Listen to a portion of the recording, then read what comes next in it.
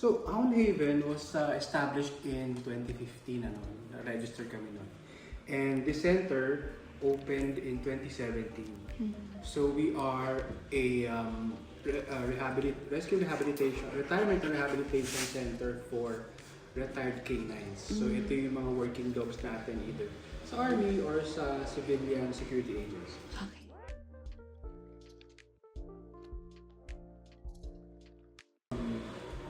So our program is fairly simple, retired canines are turned over to Hound Haven after they retire, Yes, usually age 8 or 9.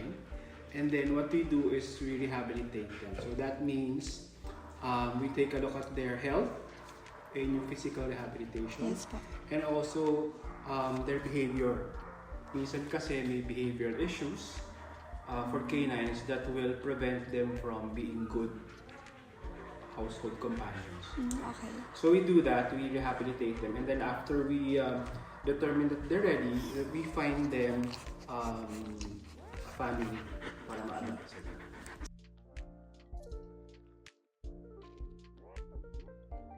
The breeds kasi hindi naman namin pinipili, di ba? So working dogs are working dogs, we have more than a few Belgian Malinois, and those types of dogs are like overall intelligent sila, and also maliksi, and they're big. So I think that makes them ideal from like yung mga uses ng military. But we also have ex-working dogs that are Aspin. We have labs, kasi sila naman, mostly they do nose work, explosive detection, mga ganyan, drug detection. So those are also some of the used breeds. We also have mga mixed breeds, we also have Aspins. Okay.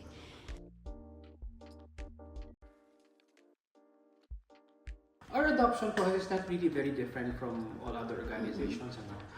First, we ask the potential adopters to take a look at our dogs. Pwede naman sa website, but we would much prefer that they meet them in person. And then we ask them to fill out an application form, an adoption application form.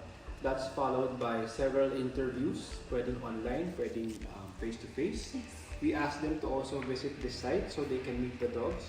If they have people in their household, or if they have other pets, we invite them to bring them here also para makita natin kung ano ang chemistry. When we are both happy na magandang fit, then turn over. They pay an adoption fee and then turn over.